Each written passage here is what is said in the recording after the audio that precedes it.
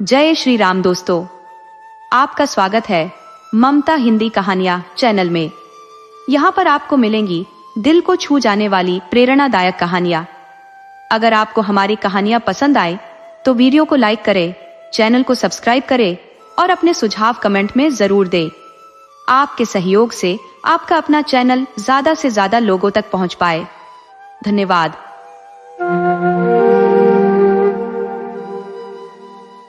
बहुत समय पहले की बात है। एक बार एक राजा फाक परगना में शिकार के लिए गया। वहां दाची गांव के समीप उसने एक शानदार बारहसिंगा देखा। उस बारहसिंगे के मोह में बंधा राजा उसका पीछा करने लगा और मीलों तक उसे खदेड़ा, लेकिन बारहसिंगा एक घने जंगल में गायब हो गया। इस असफलता पर राजा बेहद निराश हुआ और मायूस होकर वापस लौटने लगा। वापस जाते समय उसने सड़क किनारे उगी झाड़ियों के पीछे से किसी के सिसकने की आवाज सुनी। उत्सुकता में उसने झांक कर देखा तो वहां एक 17 वर्ष की अत्यंत सुंदर कन्या बैठी रो रही थी। उसकी मोहक छवि ने राजा को कुछ क्षणों के लिए मंत्रमुग्ध कर दिया। राजा ने बड़े सौम्य स्वर में पूछा, तुम कौन हो और यहाँ अकेली क्या कर रही हो? लड़की ने उत्तर दिया, जनाब, मैं चीन के सम्राट की पुत्री हूँ। मेरे पिता को युद्ध में बंदी बना लिया गया है और मुझे भी दुश्मनों के हाथों पकड़े जाने का डर था, इसलिए मैं अपने राज्य से भाग आई। पहले मैंने खुद को एक नदी में डुबोने का प्रयास किया, लेकिन गांव वालों ने मेरे इरादे भांप लिए और मुझे बचा लिया। उसके बाद मैं यहाँ चली आई। आपने मेरी कहानी सुन ली, अब अपनी कहिए। राजा ने कहा, हे सुंदरी, मैं इस भूमि का राजा हूँ और यहाँ शिकार के लिए आया हूँ। ये मेरी सौभाग्य की बात है कि मैंने तुम्हें देखा, वरना तुम यहाँ न जाने कब तक अकेली यूं ही पड़ी रहती। ये सुनकर वह युवती और अधिक रोने लगी। राजा ने कोमलता से पूछा, सुंदरी, तुम क्यों रो रही हो? वह बोली, मैं अपने माता पिता और अपने देश के लिए रो रही हूँ। मैं अपने भविष्य को लेकर भी व्याकुल हूँ। यह मेरा न तो कोई घर है न कोई अपना। मैं बिना सहारे कैसे जीवित रहूंगी? राजा ने उसे सांत्वना दी, तुम चिंता मत करो, अब से मैं तुम्हारी देखभाल करूंगा। मेरे साथ चलो, मेरे महल में तुम्हारे लिए हमेशा स्थान रहेगा। लड़की ने सहमति में सिर हिलाते हुए कहा, हाँ, मैं आपके साथ चलने को तैयार हूँ। यदि आप मुझे अपनी पत्नी बनाएंगे तो मैं खुशी खुशी शादी के लिए भी तैयार हूँ। मैं आपका कोई भी अनुरोध अस्वीकार नहीं कर सकती। राजा प्रसन्न होकर बोला, तो चलो प्रिय, अब से तुम मेरी संगिनी बनोगी। महल पहुंचने के बाद दोनों का विवाह संपन्न हुआ। राजा धीरे धीरे अपनी इस चीनी पत्नी से गहराई से प्रेम करने लगा। उसने उसके लिए डल झील के किनारे एक भव्य 5 मंजिला महल बनवाया और अपना अधिकतर समय उसके साथ बिताने लगा। यह समय उसकी अन्य पत्नियों के साथ बिताए समय से कहीं अधिक था। राजा को इस बात का बिल्कुल भी अंदाजा नहीं था कि वह जिस स्त्री के साथ अपना जीवन बिता रहा था वह कितनी छल कपट से भरी हुई थी। उसे यह भी भनक नहीं थी कि वही औरत उसे एक गंभीर और जानलेवा बीमारी दे रही थी। धीरे धीरे राजा को पेट में लगातार दर्द रहने लगा। उसने देश भर के मशहूर हकीमों को बुलवाया। हर किसी ने अपने अपने तरीकों से उसे ठीक करने की कोशिश की। किसी ने दवा सुझाई तो किसी ने परहेज के नुस्खे बताए, लेकिन किसी की सलाह या दवा से राजा को राहत नहीं मिली। इसी दौरान एक जोगी, जो अपने गुरु के लिए गंगा से पवित्र जल और हरि पर्वत से पवित्र मिट्टी लाने की यात्रा पर था, राजा के महल के ऊपर से गुजरा। उसने उस भव्य महल को देखा जो राजा ने अपनी चीन वाली पत्नी के लिए बनवाया था। थकावट महसूस होने पर उसने कुछ पल आराम करने की सोची और महल के भीतर आ गया। जोगी ने वह पवित्र जल एक कोने में रखा, पवित्र मिट्टी को दूसरे कोने में और एक अनमोल मरहम की डिबिया तकिए के नीचे छिपा दी। फिर वह खुद राजा के बिस्तर पर लेटकर विश्राम करने लगा। उसी समय राजा महल में आ गया। उसने अपने बिस्तर पर एक अजनबी जोगी को सोते देखा तो हैरान रह गया। उसकी नजर कमरे में रखे पवित्र जल, मिट्टी और तकिए के नीचे छिपी मरहम की डिबिया पर पड़ी। इन सब चीजों ने राजा को और भी चकित कर दिया। राजा के मन में उत्सुकता जाग उठी कि यह जोगी जाग कर क्या करेगा। वह पास ही बैठ गया और जोगी के उठने का इंतजार करने लगा। जोगी ज्यादा देर तक नहीं सोया और जल्दी ही उठ गया, लेकिन जोगी ने जब चारों ओर देखा तो वह सकते में आ गया। वहां न तो पवित्र जल था, न पवित्र मिट्टी और न ही मरहम की डिबिया। दरअसल राजा ने इन सब चीजों को उठा लिया था। जोगी को जागा देखकर राजा ने कहा, ओ जोगी, घबराओ मत, मैंने तुम्हारी सब चीजें सुरक्षित रख ली हैं, लेकिन पहले तुम मुझे बताओ कि तुम यहाँ कैसे और क्यों आए। इसके बाद मैं तुम्हारी चीजें लौटा दूंगा। जोगी ने राजा को अपनी पूरी यात्रा का विवरण सुनाया। राजा ने उसकी बातें ध्यान से सुनी और फिर उसकी चीजें उसे लौटा दी। जोगी ने राजा को धन्यवाद दिया, सिर झुकाया और महल से बाहर चला गया। वह जल्दी ही अपने गुरु के पास लौट गया। गुरु ने उसकी देरी का कारण पूछा तो जोगी ने पूरी घटना सुना दी। उसने बताया कि कैसे वह राजा के बिस्तर पर सो गया और कैसे राजा ने उससे बातचीत की।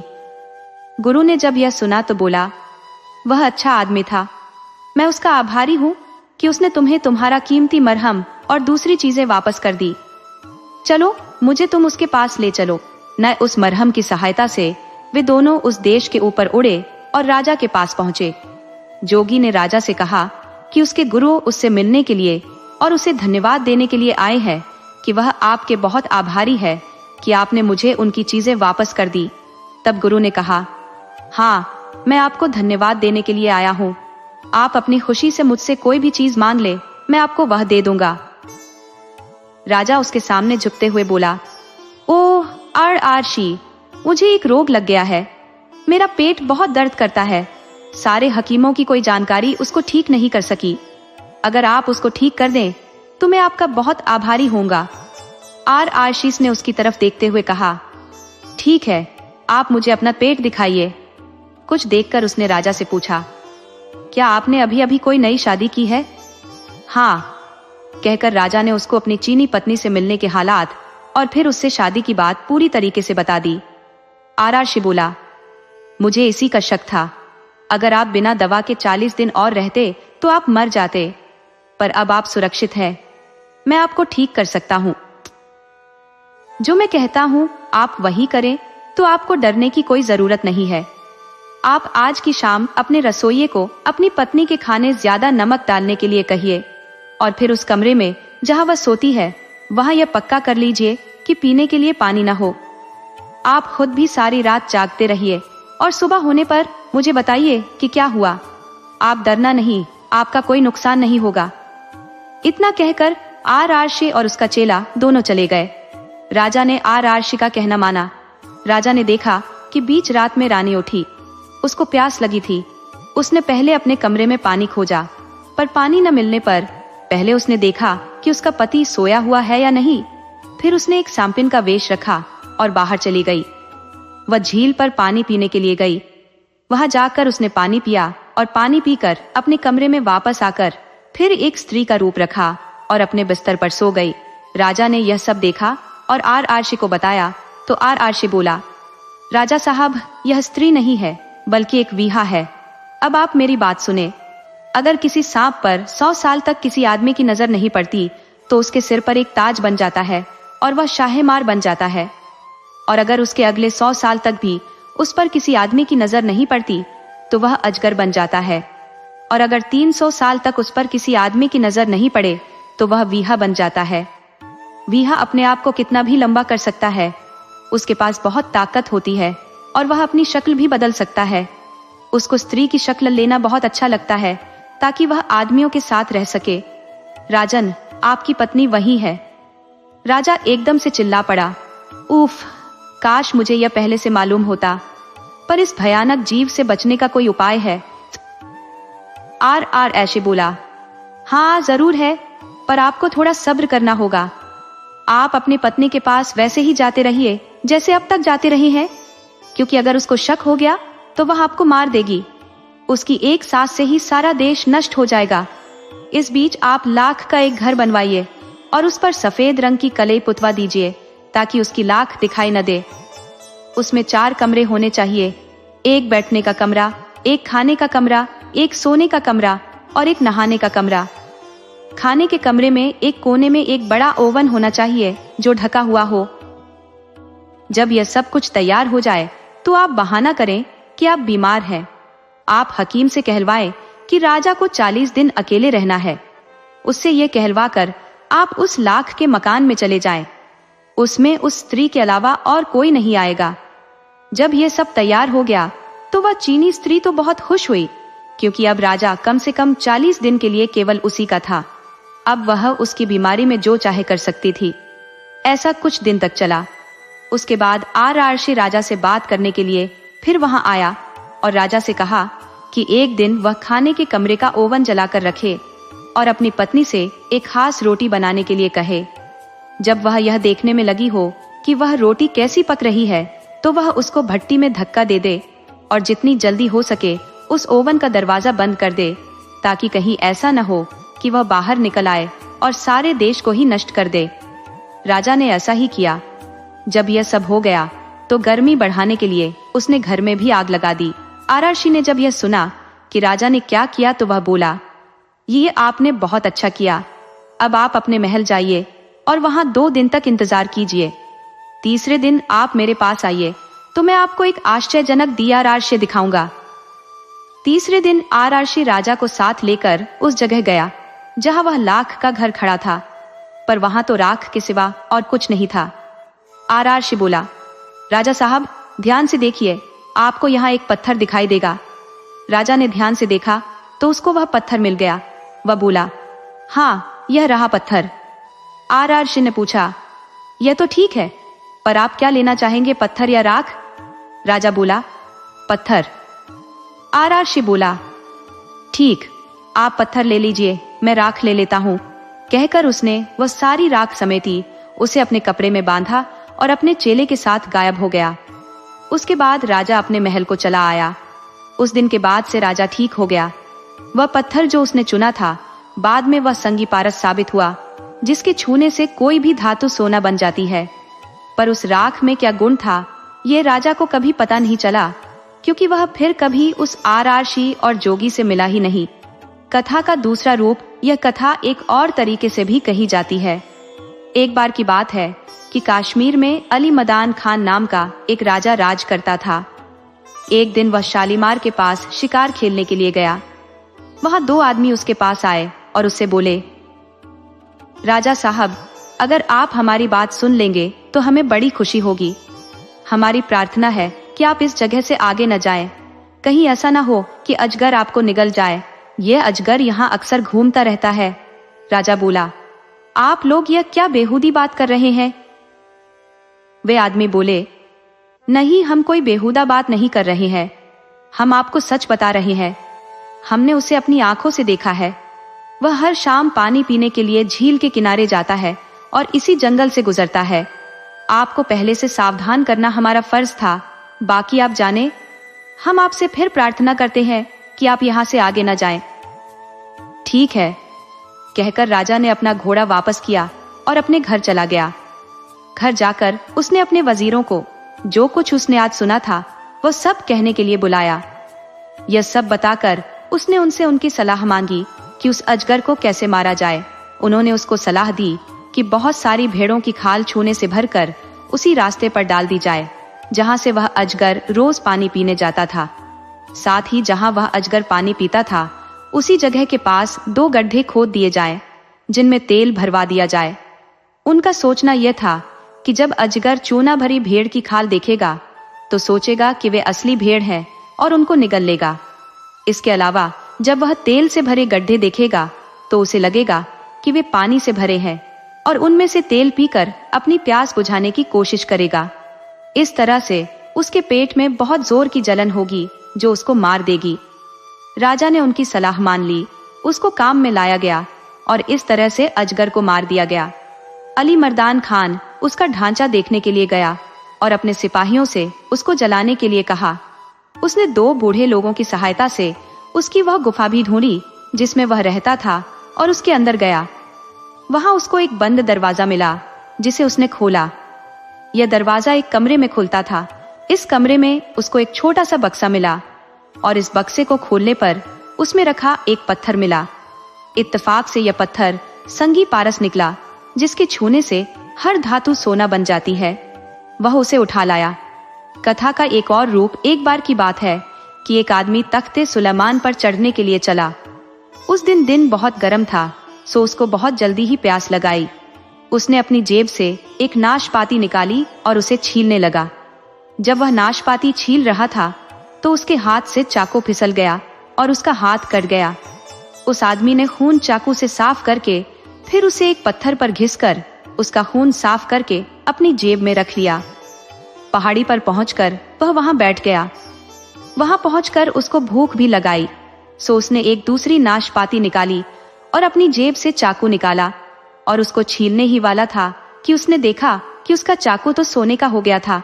ये कैसे हुआ? ये देखकर उसको कोई शक नहीं रहा कि उसने अपना चाकू जरूर ही किसी संगी पारस पर घिस दिया था। वह तुरंत ही वापस आया, पर अफसोस उसको वह पत्थर फिर नहीं मिला। पर हम यह जानते हैं कि वह पत्थर अभी भी जरूर ही वहीं कहीं होगा। दोस्तों, आपको कहानी कैसी लगी अपने सुझाव कमेंट करना न भूले। तो चलिए आज की अगली कहानी शुरू करते हैं।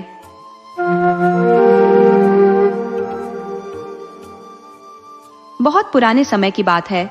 एक राजा था जिसके 4 पुत्र थे। उसने उन्हें यह आदेश दिया था कि वे दिन रात उसके राज्य की निगरानी करें और यह सुनिश्चित करें कि उसके राज्य में कोई दुखी ना हो, और यदि किसी को किसी चीज की आवश्यकता हो तो उसकी पूर्ति की जाए। एक सुबह सबसे बड़े राजकुमार की पहरेदारी के दौरान उसकी भेंट एक जोगी से हुई। वह जोगी एक तालाब के किनारे बैठा हुआ था और उसके पास 4 घोड़े घास चर रहे थे। उन घोड़ों की नस्ल और सुंदरता राजा के किसी भी घोड़े से श्रेष्ठ थी। राजकुमार जोगी के पास गया और उत्सुकता पूर्वक पूछा, हे जोगी, तुम कौन हो? यह कब से हो और तुम्हें क्या चाहिए? जोगी ने शांत स्वर में उत्तर दिया, मुझे केवल तुम चाहिए। ये सुनकर राजकुमार हैरान रह गया। उसने कहा, मुझे क्यों, जो मैं इस राज्य के राजा का सबसे बड़ा पुत्र हूँ। मेरे पिता ने मुझे राज्य की देखभाल और लोगों की आवश्यकताओं का ध्यान रखने के लिए नियुक्त किया है। अगर तुम्हें किसी चीज की जरूरत हो तो मुझे बताओ। जोगी ने मुस्कुराते हुए फिर वही बात दोहराई, मुझे केवल तुम चाहिए, लेकिन अगर तुम्हें कुछ चाहिए तो बताओ, मैं तुम्हारे लिए ले आऊंगा। राजकुमार ने कहा, हे जोगी, मुझे तुम्हारे इन अद्भुत घोड़ों में से एक पर सवारी करने की इच्छा है। जोगी ने सहमति जताते हुए कहा, तुम इनमें से कोई भी एक घोड़ा चुन सकते हो, लेकिन ध्यान रखना कि उसे सूर्यास्त से पहले वापस ले आना, और जब तुम लौटोगे तो मैं तुम्हारी यात्रा के अनुभव सुनने की प्रतीक्षा करूंगा। राजकुमार ने एक घोड़ा चुना और उस पर सवार होकर चल पड़ा। जैसे ही वह घोड़े पर बैठा, वह घोड़ा अद्भुत गति से दौड़ने लगा और उसे एक गहरे जंगल की ओर ले गया। घोड़ा एक ऐसे बागीचे के पास रुका जो चारों ओर से ऐसी ऊंची और मजबूत बाड़ से घिरा था कि अंदर प्रवेश करना असंभव था। राजकुमार ने बागीचे के पास कुछ देर रुककर उसे देखा, फिर जंगल की ओर आगे बढ़ा। कुछ समय बाद जब वह वापस लौट रहा था, उसने देखा कि बागीचे की बाड़ में लगे सभी डंडे हंसिया में बदल गए हैं और बागीचे में उगी सब्जियों को काट रहे हैं। ये दृश्य देखकर वह अचंभित रह गया। हालांकि इस रहस्यमय घटना का कारण उसकी समझ से परे था। वह कुछ सोचता हुआ जोगी के पास वापस लौट गया। जोगी ने पूछा, तो घोड़े पर सवारी का तुम्हारा अनुभव कैसा रहा और रास्ते में क्या अनोखा देखा?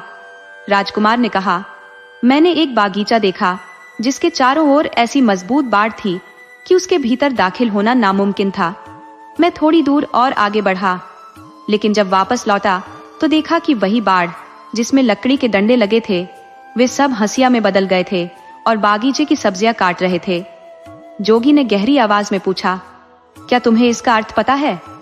राजकुमार ने हिचकते हुए कहा, नहीं, मुझे इसका मतलब समझ नहीं आता। जोगी गंभीर स्वर में बोला, तुम्हें नहीं पता और तुम्हारे पिता ने तुम्हें राज्य की देखभाल की जिम्मेदारी सौंपी है? जाओ, अब तुम पत्थर के बन जाओ। इतना कहते ही जोगी ने कुछ ऐसा किया कि राजकुमार पत्थर का हो गया।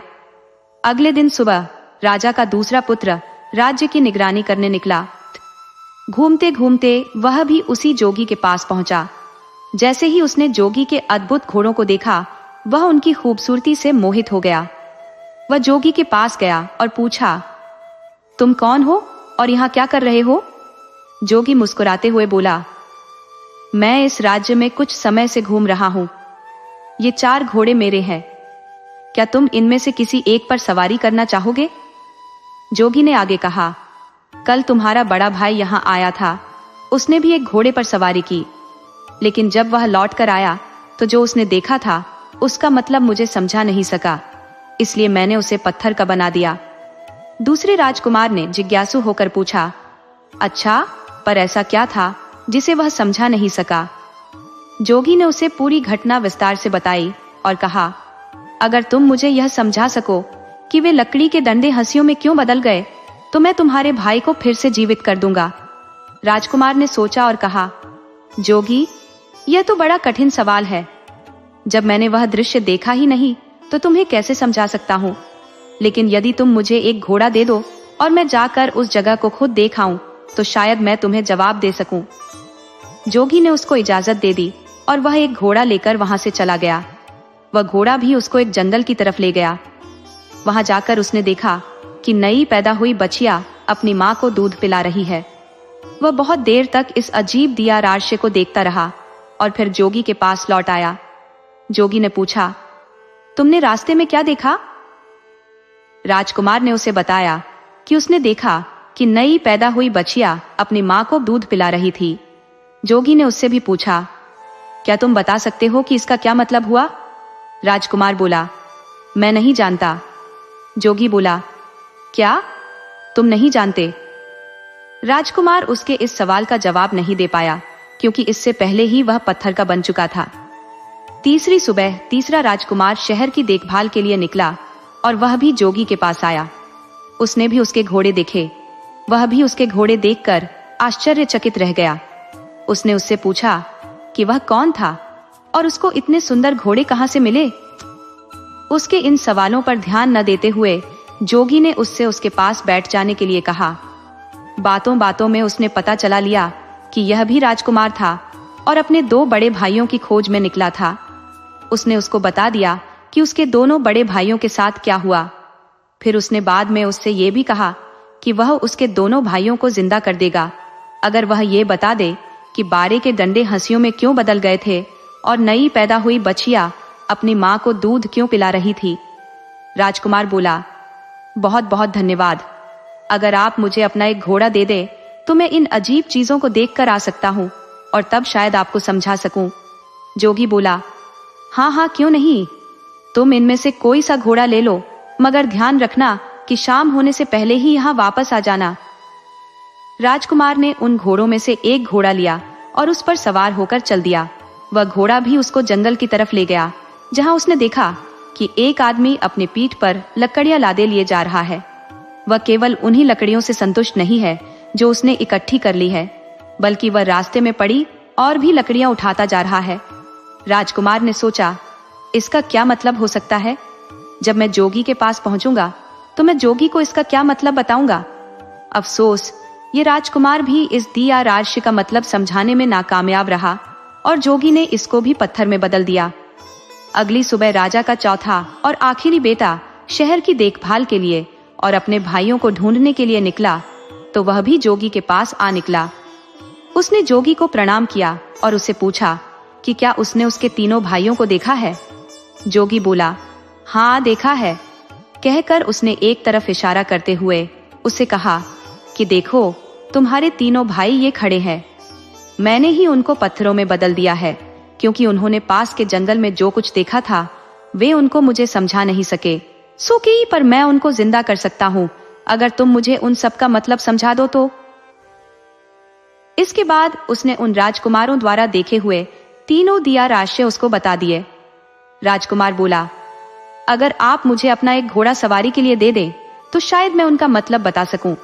मैं खुद उस जंगल में जाकर उनको देखना चाहता हूँ। जोगी ने उसको इजाजत दे दी और राजकुमार उन घोड़ों में से एक घोड़ा लेकर जंगल की तरफ चल दिया। जब वह जंगल में पहुंचा तो वहां उसने एक तालाब देखा जिसमें से पानी बह बह कर निकलकर दूसरे तालाबों को भर रहा था। उस समय वह बड़ा वाला तालाब खाली था, क्योंकि उसका सारा पानी उन छोटे तालाबों को भरने में लग चुका था। शाम को जब वह जोगी के पास लौटा तो जोगी ने उससे भी वही सवाल किया जो उसने उसके तीनों बड़े भाइयों से किया था कि उसने रास्ते में क्या देखा और उसका क्या मतलब था। ये राजकुमार भी जोगी के इस सवाल का जवाब देने में नाकामयाब रहा, सो जोगी ने इसको भी पत्थर में बदल दिया। जब राजा को पता चला कि कई दिनों से उसके चारों बेटों में से किसी का भी कोई पता नहीं है, तो उसको शक हुआ कि उसके बेटों पर जरूर ही कोई मुसीबत आ पड़ी है। अब वह खुद उनको ढूंढने के लिए निकल पड़ा। ढूंढते ढूंढते वह भी जोगी के पास आया।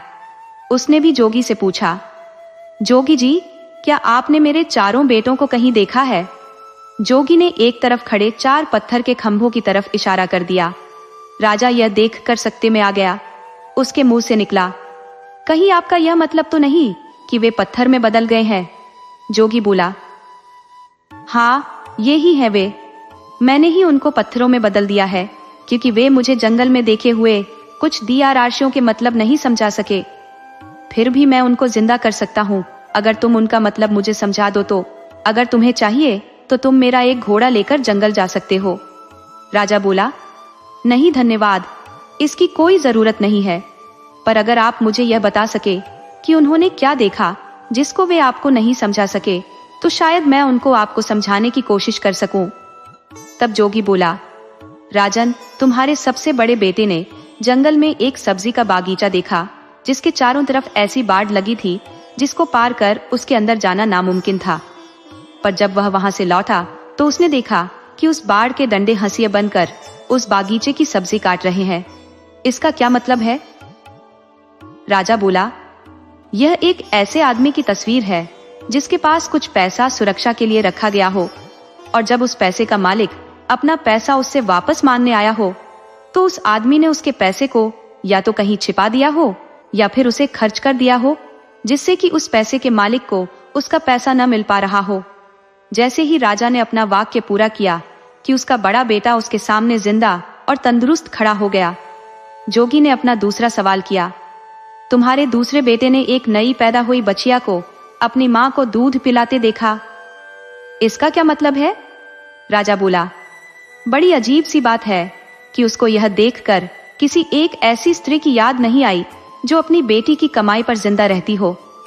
राजा के यह कहते ही उसका दूसरा बेटा भी जिंदा होकर उसके सामने आ खड़ा हुआ।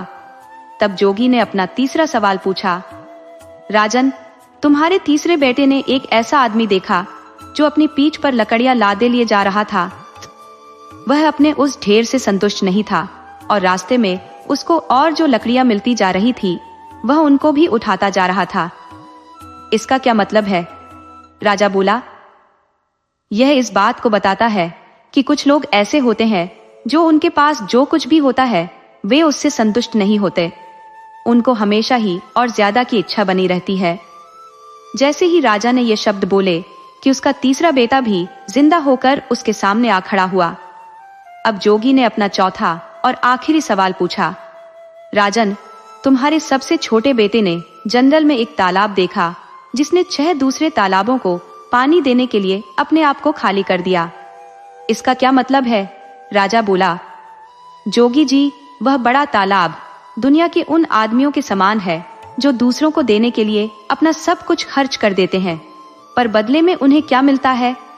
कुछ भी नहीं। जैसे ही राजा यह बोला, उसका चौथा बेटा भी जिंदा होकर उसके सामने आ खड़ा हुआ।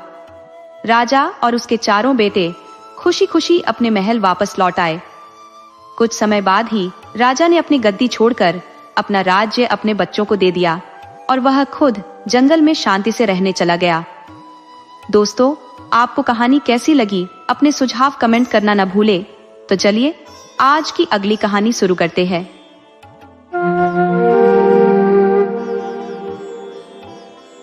बहुत पुराने समय की बात है।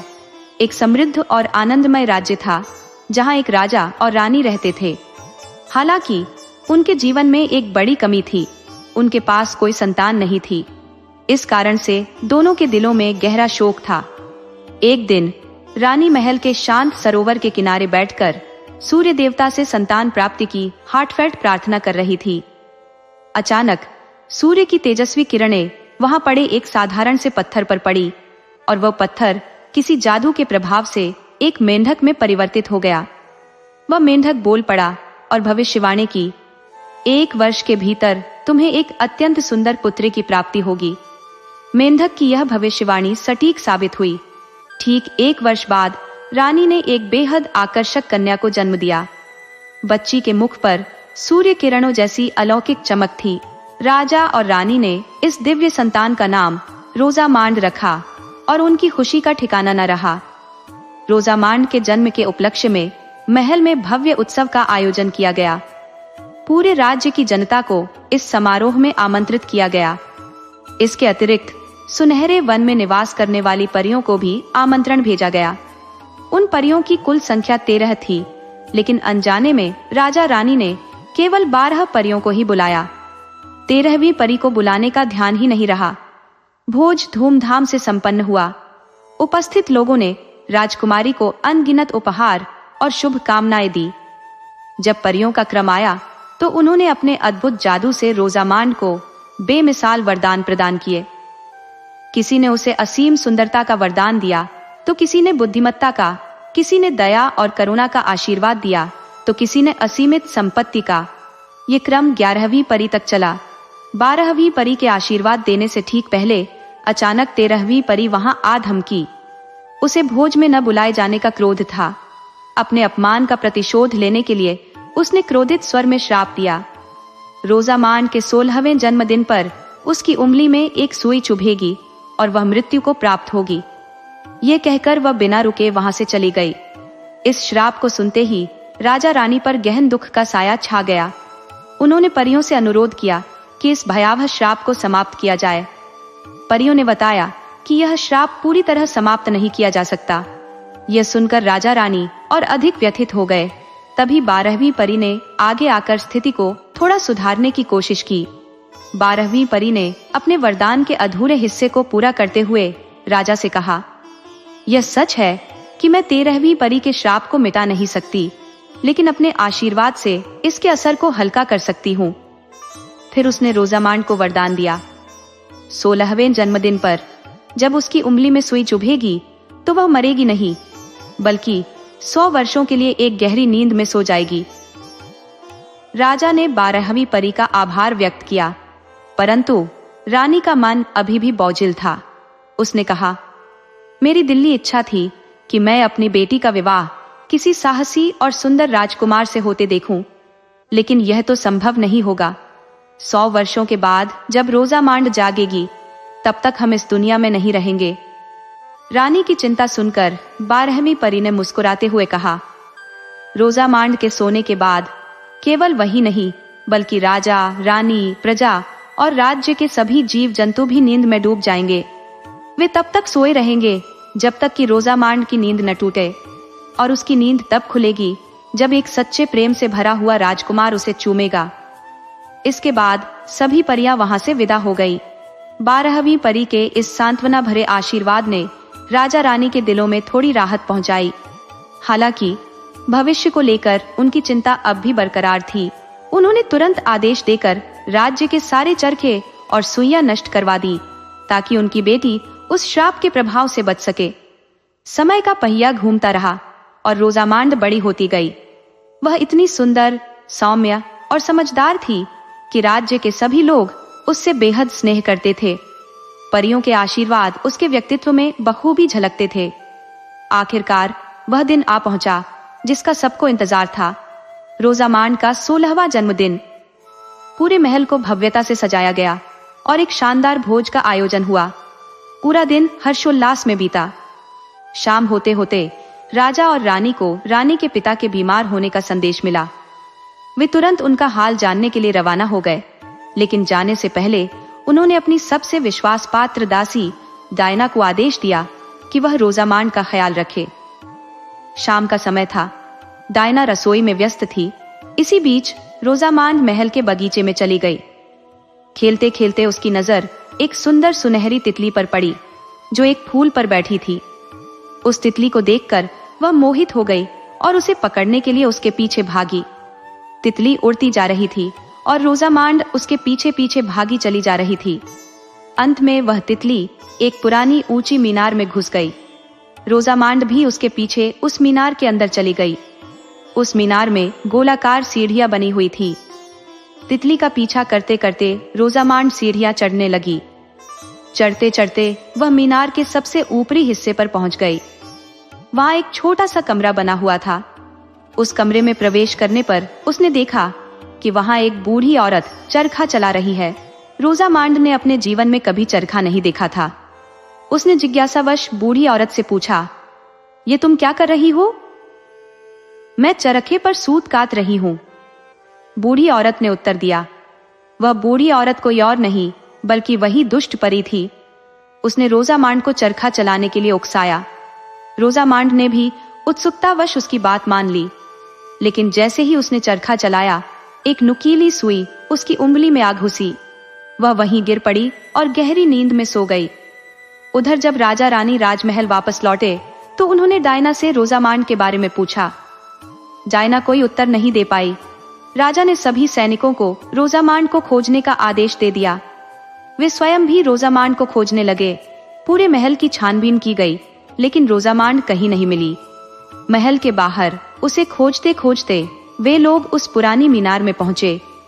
वहां पहुंचकर उन्होंने रोजामांड को चरखे के पास सोते हुए पाया। वे समझ गए कि दुष्ट परी का श्राप पूरा हो गया है। रानी दुख के मारे जोर जोर से रोने लगी।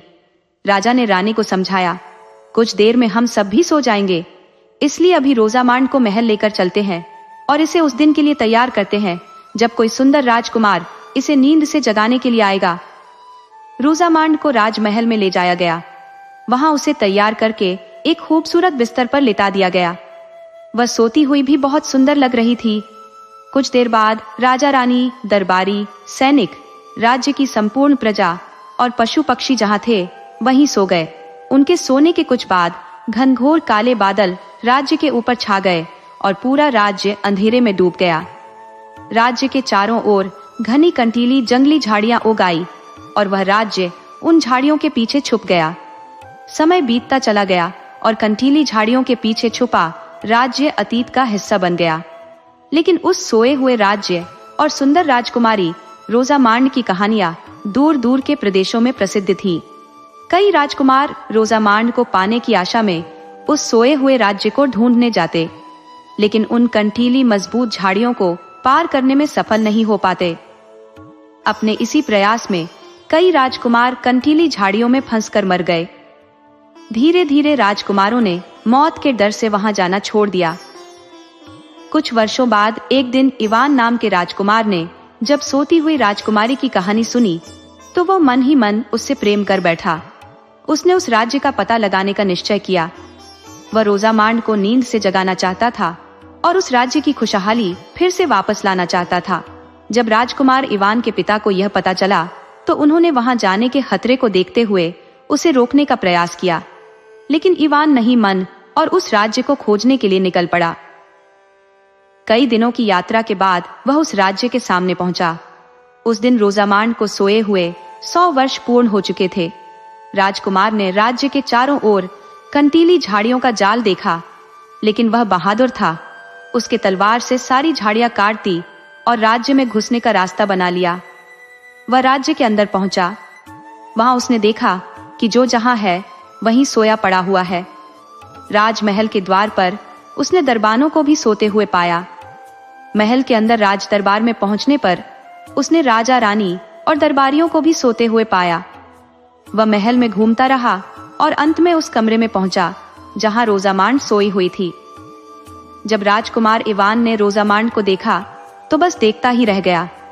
उसके मन में रोजामांड के बारे में सुनकर जो प्रेम का बीज फूटा था वह और गहरा हो गया। उसने रोजामांड के पास जाकर उसका हाथ अपने हाथों में लिया और उसे चूम लिया। उसके ऐसा करते ही दुष्ट परी का श्राप टूट गया और रोजामांड नींद से बाहर आ गई। उसने अपनी आंखें खोली तो एक सुंदर राजकुमार को अपने सामने पाया। वह समझ गई कि यह वही सच्चा प्रेम करने वाला राजकुमार है। राजकुमार इवान ने रोजामांड के समक्ष विवाह का प्रस्ताव रखा, जिसे उसने सहर्ष स्वीकार कर लिया। दोनों कमरे से बाहर निकलकर राज दरबार पहुंचे। वहां उन्होंने देखा कि राजा रानी और सभी दरबारी नींद से जाग चुके थे। उन्होंने रोजामांड और राजकुमार इवान का स्वागत किया। राजा रानी बहुत प्रसन्न थे। उन्होंने 2 दिन के बाद रोजामांड और राजकुमार इवान के विवाह की घोषणा कर दी। दूसरे दिन रानी और रोजामांड महल के सरोवर के किनारे सूर्य देवता को धन्यवाद दे रहे थे। तभी अचानक सूर्य से एक आग का गोला निकला और दूर जंगल में बनी एक झोपड़ी पर जा गिरा। उसमें दुष्ट परी रहती थी। झोपड़ी के साथ वह दुष्ट परी भी उसमें जलकर मर गई। फिर उस आग में से एक सुनहरी तितली निकली और वह रानी और रोजामान के पास पहुंची। वहां वह सरोवर किनारे रखे एक पत्थर पर बैठ गई और वो पत्थर एक मेंढक में बदल गया। रानी ने जब मेंढक को देखा तो उसे तुरंत पहचान लिया। ये वही मेंढक था जिसने रोजामांड के जन्म की भविष्यवाणी की थी। उस मेंढक ने रोजामांड को हमेशा खुश रहने का आशीर्वाद दिया और गायब हो गया। 2 दिनों बाद रोजामांड और राजकुमार इवान का विवाह हो गया और वे खुशी खुशी रहने लगे। दोस्तों, आपको कहानी कैसी लगी अपने सुझाव कमेंट करना न भूले। तो चलिए आज की अगली कहानी शुरू करते हैं।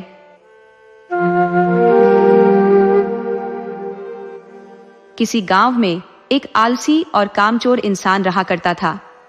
कामकाज तो वह कोई करता नहीं था, मगर बड़ी बड़ी डींगे हाँकने में माहिर था। इस आदत के चलते लोग उसे शेख चिल्ली कहकर पुकारते थे। उसकी आर्थिक स्थिति इतनी दयनीय थी कि महीने के अधिकांश दिन घर का चूल्हा ठंडा ही रहता। उसकी सुस्ती और मूर्खता का खामियाजा उसकी पत्नी को भी भुगतना पड़ता और कई बार भूखे पेट सोना पड़ता। एक दिन शेख चिल्ली की पत्नी का गुस्सा फूट पड़ा। उसने झल्लाकर कहा, अब मैं तुम्हारी किसी भी बकवास को सुनने वाली नहीं हूँ।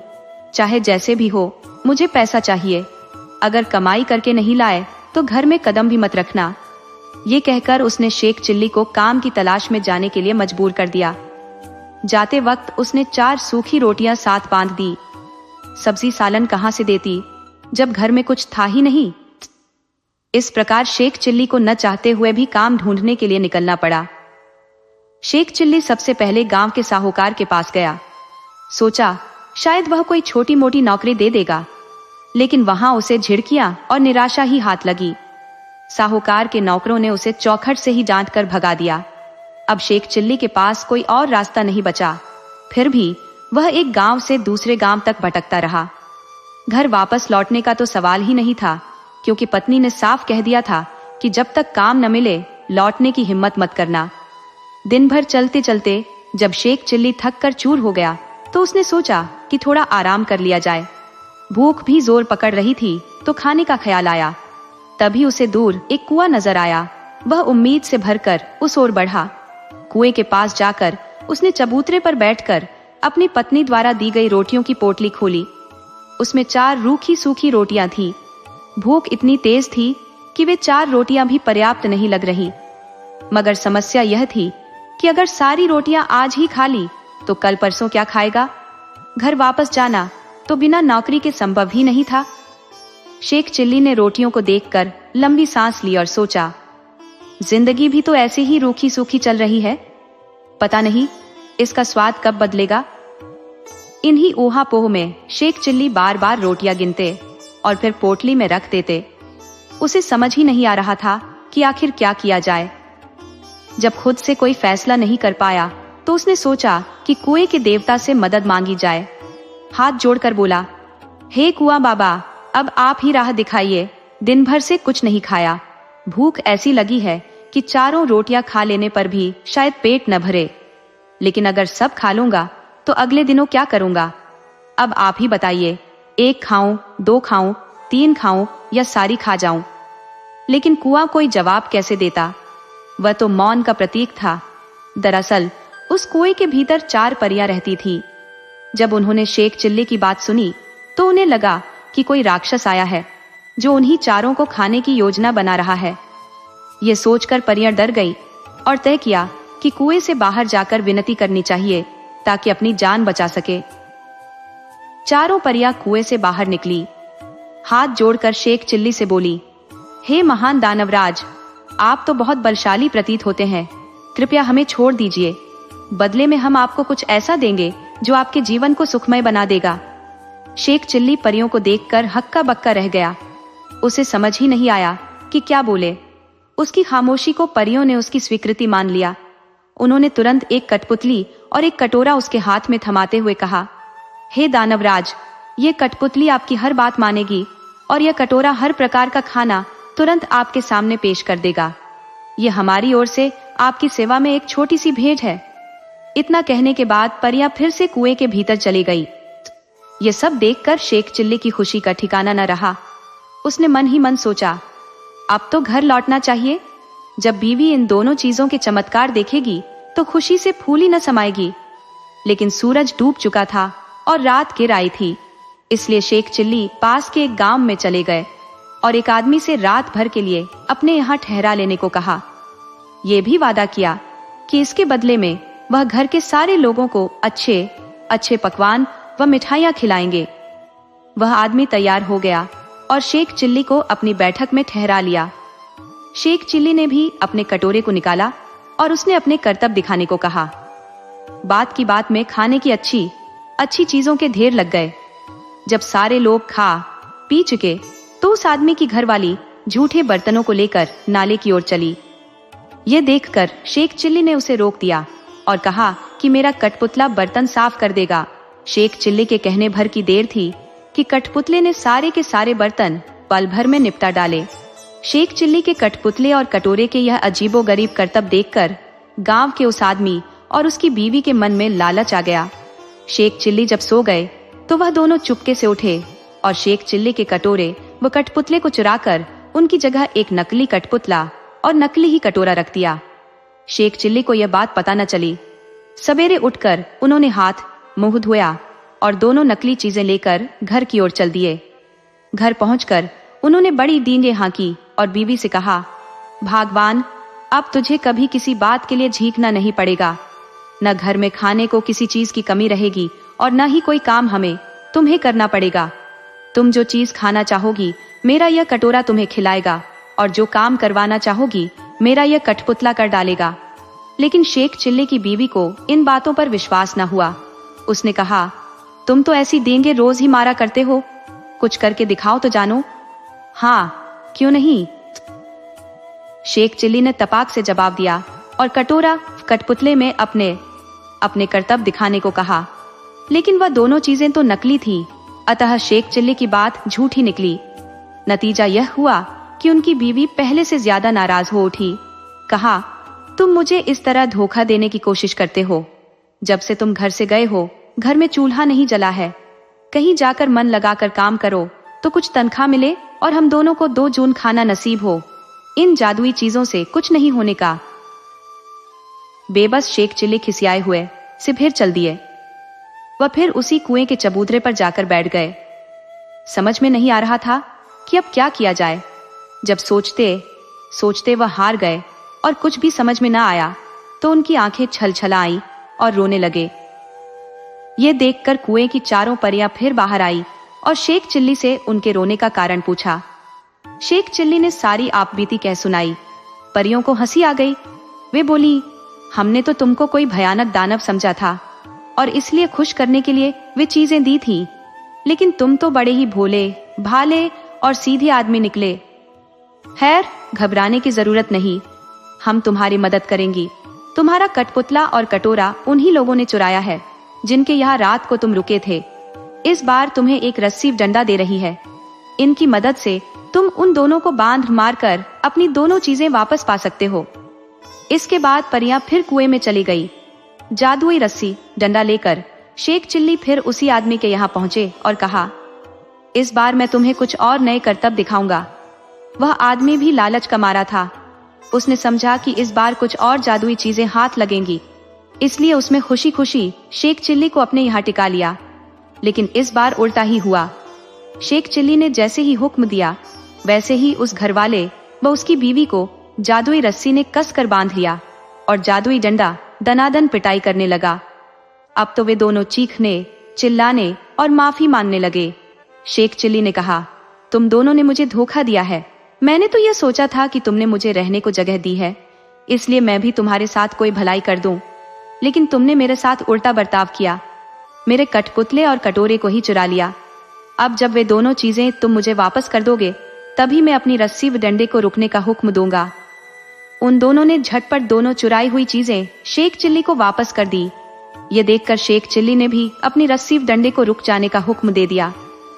अब अपनी चारों जादुई चीजें लेकर शेख चिल्ली प्रसन्न मन से घर को वापस लौट पड़े। जब बीवी ने फिर देखा कि शेख चिल्ली वापस आ गए हैं तो उसे बड़ा गुस्सा आया। उसे तो कई दिनों से खाने को कुछ मिला नहीं था, इसलिए वह भी झुंझलाई हुई थी। दूर से ही देखकर वह चीखी, कामचोर, तुम फिर लौट आए। खबरदार, घर के अंदर पैर न रखना, वरना तुम्हारे लिए बेलन रखा है। ये सुनकर शेख चिल्ली दरवाजे पर ही रुक गए। मन ही मन उन्होंने रस्सी डंडे को हुक्म दिया कि वे उसे काबू में करें। रस्सी और डंडे ने अपना काम शुरू कर दिया। रस्सी ने कसकर बांध लिया और डंडे ने पिटाई शुरू कर दी।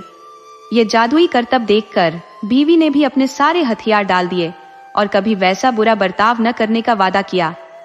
तभी उसे भी रस्सी डंडे से छुटकारा मिला। अब शेख चिल्ली ने अपने कठपुतले कटोरे को हुक्म देना शुरू किया। बस फिर क्या था, कठपुतला बर्तन, भाड़ेव जिन जिन चीजों की कमी थी झटपट ले आया और कटोरे ने बात की बात में नाना प्रकार के व्यंजन तैयार कर दिए। दोस्तों, आपको कहानी कैसी लगी अपने सुझाव कमेंट करना न भूले। तो चलिए आज की अगली कहानी शुरू करते हैं।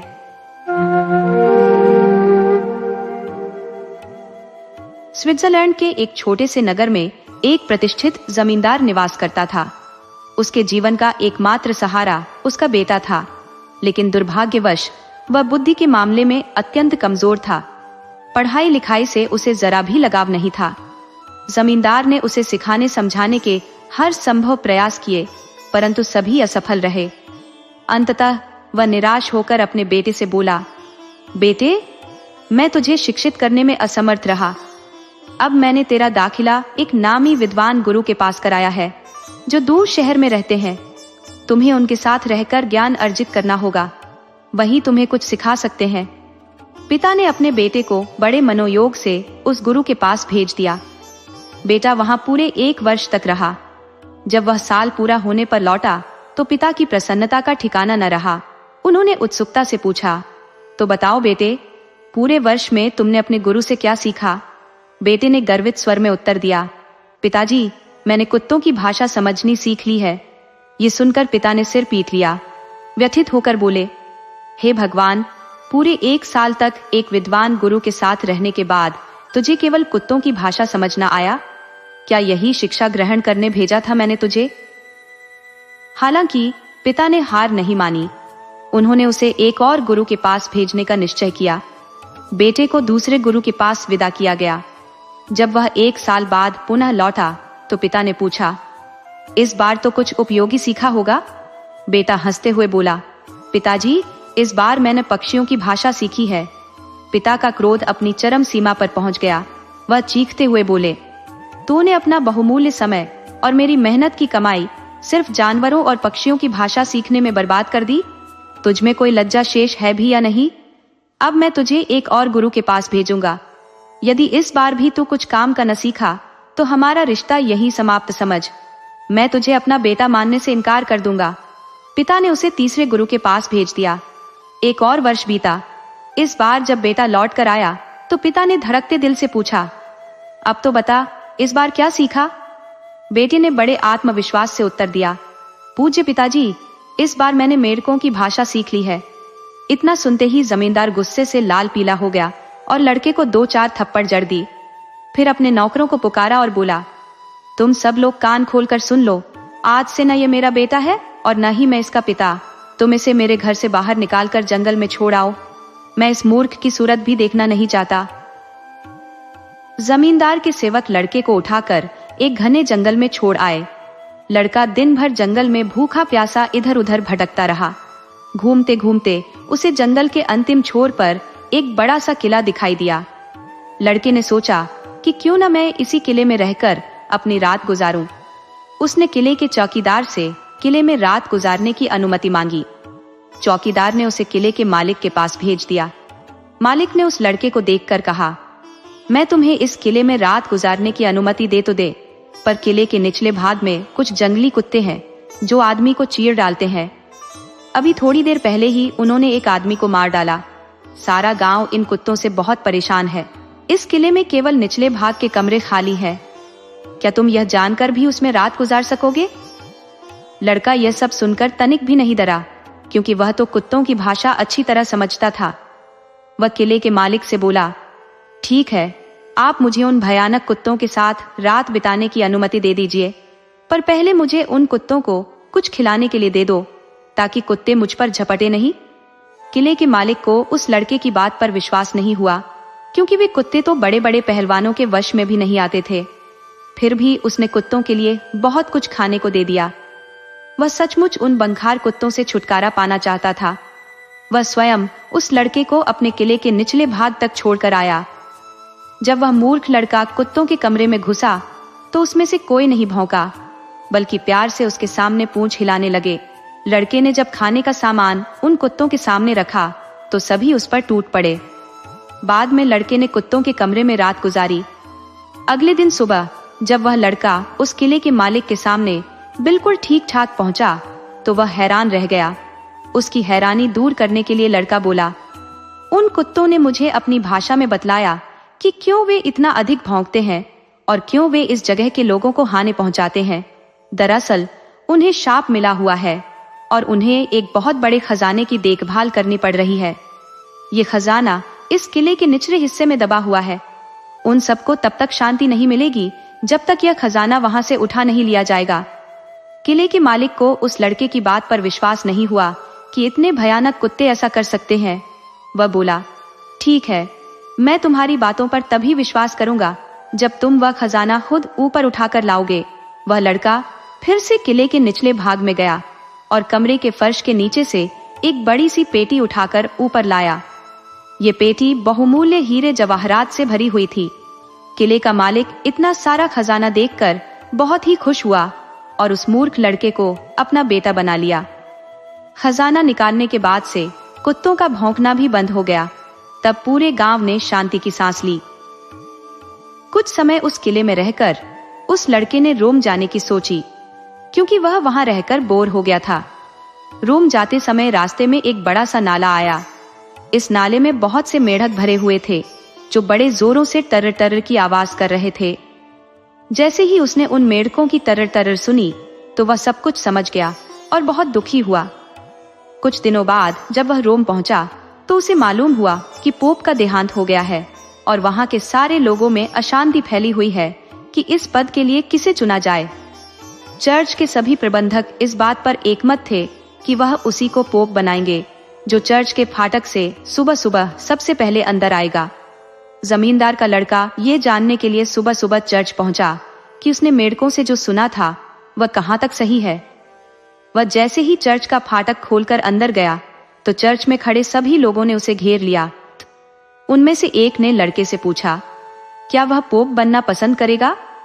लड़का सोच में पड़ गया कि वह इतने बड़े पद के लायक नहीं है। उस लड़के को चुप देखकर चर्च में खड़े प्रबंधकों में से एक बोला, यह शायद तुम पर ईश्वर की कृपा है, उसी ने तुम्हें यहाँ भेजा है। हमारे सबके निर्णय के अनुसार तुम ही इस पवित्र पदवी के लायक हो। लड़का उन सब की बातें सुनकर गहरी सोच में पड़ गया, पर तभी उसे चर्च में लगे घंटे के ऊपर बैठे दो कबूतरों की बातें सुनाई दी, जो आपस में कह रहे थे कि इस लड़के को यह पद ग्रहण कर लेना चाहिए, क्योंकि यही ईश्वर की इच्छा है। लड़के ने कबूतरों की बात सुनते ही इस पद के लिए हाँ कर दी। पोप की गद्दी संभालने के बाद वही दो कबूतर उस लड़के का मार्गदर्शन करने लगे और वह कुछ ही दिनों बाद सबसे अच्छा पोप बन गया। सभी लोग उसका सम्मान करने लगे, यहाँ तक कि उसका पिता भी, जिसने उसे घर से निकाल दिया था। दोस्तों, आपको कहानी कैसी लगी अपने सुझाव कमेंट करना न भूले। तो चलिए आज की अगली कहानी शुरू करते हैं।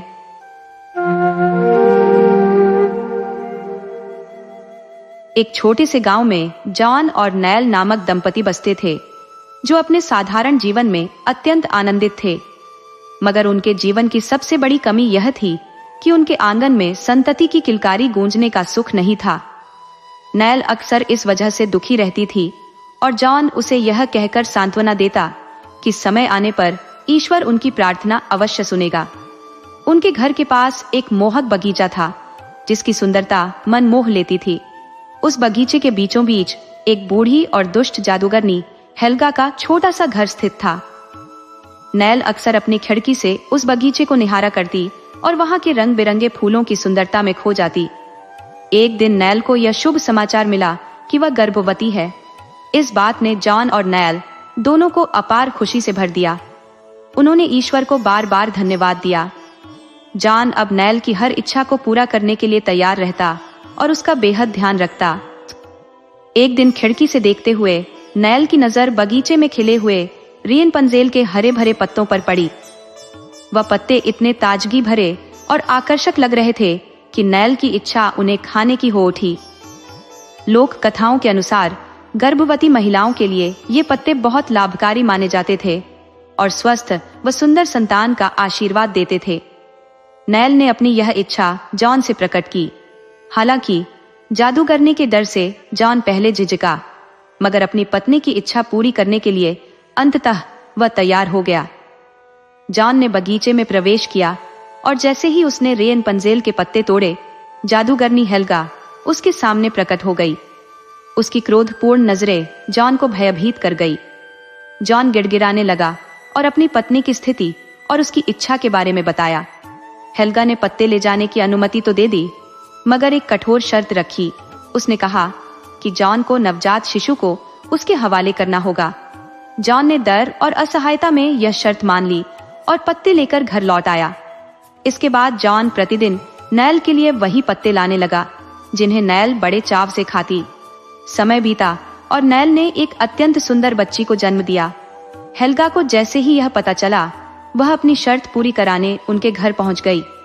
नैल की चीख और आंसुओं के बीच जॉन ने वचन के पालन में बच्ची को जादूगरनी के हवाले कर दिया। नैल बस रोती रह गई और उसकी दुनिया जैसे बिखर गई। जादूगरनी हेल्गा ने उस बच्ची का नाम रियम पंजेल रखा। बड़ी होकर रियम पंजेल एक बहुत ही सुंदर लड़की बन गई। उसके 12 वर्ष की होने पर हेल्गा उसे मीनार पर ले गई और वहां बंद कर दिया। उस मीनार में न दरवाजा था न ही सीढ़ी, बहुत ऊंचाई पर एक छोटी सी खिड़की थी। रेन पंजेल के बाल लंबे और सुनहरे थे। जब भी हेल्गा को उससे मिलने होता, वो मीनार के नीचे से चिल्लाती, रेन पंजेल, अपने बाल छोड़ो। रेन पंजेल अपने लंबे बाल नीचे लटका देती और हेल्गा उसके सहारे चढ़कर मीनार की खिड़की तक पहुंच जाती। हेल्गा खाना और पानी देने दोपहर में रिय पंजेल के पास जाती थी। बाकी समय रेन पंजेल मीनार में अकेली रहती थी। रेन पंजेल को उस मीनार में रहते हुए कई साल बीत गए। मीनार में बंद रहकर वह बहुत दुखी थी। वह बाहर की दुनिया देखना चाहती थी। कई बार उसने बूढ़ी जादूगरनी हेल्गा से कहा, लेकिन हेल्गा उसे मीनार से बाहर ले जाने को तैयार नहीं हुई। रेन पंजेल की आवाज बहुत सुरीली थी। वह अक्सर मीनार की खिड़की पर बैठकर गाना गाया करती थी। एक दिन वह हमेशा की तरह मीनार की खिड़की में बैठी गाना गा रही थी। तब एक राजकुमार वहां से गुजरा। वह जंगल में शिकार के लिए आया हुआ था। सुरीली आवाज सुनकर वह मीनार की ओर गया, लेकिन उसके पास पहुंचते ही गाने की आवाज बंद हो गई और एक कर्कश आवाज उसके कानों में पड़ी, रेन पंजेल, अपने बाल छोड़ो। ये आवाज बूढ़ी जादूगरनी हेल्गा की थी। उसके ऐसा कहने के तुरंत बाद सुनहरे बाल नीचे आए और हेल्गा बाल पकड़कर मीनार की ऊपर चढ़ने लगी। यह देखकर राजकुमार दंग रह गया। वह यह सब एक पेड़ की ओट में छिपकर देख रहा था। हेल्गा के जाने के बाद उसके मन में सुनहरे बालों और सुरीली आवाज वाली लड़की को देखने की इच्छा जाग गई। वह मीनार के नीचे पहुंचा और चिल्लाया, रेन पंजेल, अपने बाल छोड़ो। तुरंत ही सुनहरे बाल नीचे आए। राजकुमार उसे पकड़कर मीनार की खिड़की तक पहुंच गया। राजकुमार जब अंदर आया तो रेन पंजेल घबरा गई, लेकिन राजकुमार ने उससे बहुत प्यार से बात की और रेन पंजेल का सारा डर चला गया। राजकुमार के कहने पर उसने उसे गाना सुनाया। उस दिन के बाद से राजकुमार रोज रेन पंजेल से मिलने आने लगा। राजकुमार को रेन पंजेल से प्यार हो गया था। एक दिन उसने रेन पंजेल के सामने विवाह का प्रस्ताव रखा, जिसे रेन पंजेल ने स्वीकार कर लिया। राजकुमार रेन पंजेल को अपने साथ ले जाना चाहता थे। उसने रेन पंजेल से मीनार से बाहर निकलने का रास्ता पूछा तो रेन पंजेल बोली, मुझे नहीं पता। जादूगरनी हेल्गा मेरे बालों के सहारे ही यहाँ आती है। दोनों वहां से निकलने का उपाय सोचने लगे। तब रेन पंजेल ने राजकुमार से कहा कि वह उसके लिए रेशम के धागे लेकर आए, जिससे वो यहाँ से नीचे उतरने के लिए सीढ़ी बना लेगी। तब से राजकुमार रोज रेशम के धागे लाने लगा और रेन पंजेल उससे सीढ़ियां बुनने लगी। इस बीच रेन पंजेल गर्भवती हो गई। अब वह जल्द से जल्द उस मीनार की कैद से बाहर निकलना चाहती थी। एक दिन रेन पंजेल को खाना देकर जाने के बाद बूढ़ी जादूगरनी हेल्गा फिर से वापस लौट आई और उसने राजकुमार को मीनार पर चढ़ते हुए देखा लिया। रेपंजेल के धोखे से वह क्रोधित हो गई। अगले दिन जब खाना देने वह रेपंजेल के पास आई तो उसने उसके बाल काट दिए और उसे रेगिस्तान में छोड़ दिया। शाम को रोज की तरह राजकुमार रेपंजेल से मिलने आया और मीनार के नीचे से चिल्लाया, रेपंजेल, बाल छोड़ो। जादूगरनी हेल्गा ने रेपंजेल के बाल नीचे लटका दिए।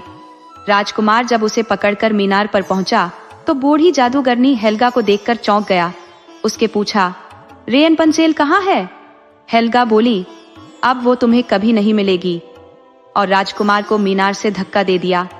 राजकुमार कंटीली झाड़ियों पर गिरा, जिसके कांटे उसकी दोनों आंख में चुभ गए और उसे दिखाई देना बंद हो गया। वह इधर उधर भटकने लगा। ऐसे ही कई साल बीत गए। एक दिन भटकते भटकते वह उसी रेगिस्तान पहुंच गया जहां बूढ़ी जादूगरनी ने रेपंजेल को छोड़ा था। वहां उसे गाने की सुरीली आवाज सुनाई पड़ी। वह उस आवाज को पहचान गया। वो रेपंजेल की आवाज थी। वह आवाज की दिशा में चिल्लाते हुए दौड़ने लगा, रेपंजेल, रेपंजेल। रेपंजेल ने भी राजकुमार को देख लिया। दोनों की मुलाकात हुई। राजकुमार की हालत पर रेपंजेल को रोना आ गया। उसके आंसू जब राजकुमार की आंखों में गिरे तो राजकुमार की आंखें ठीक हो गई।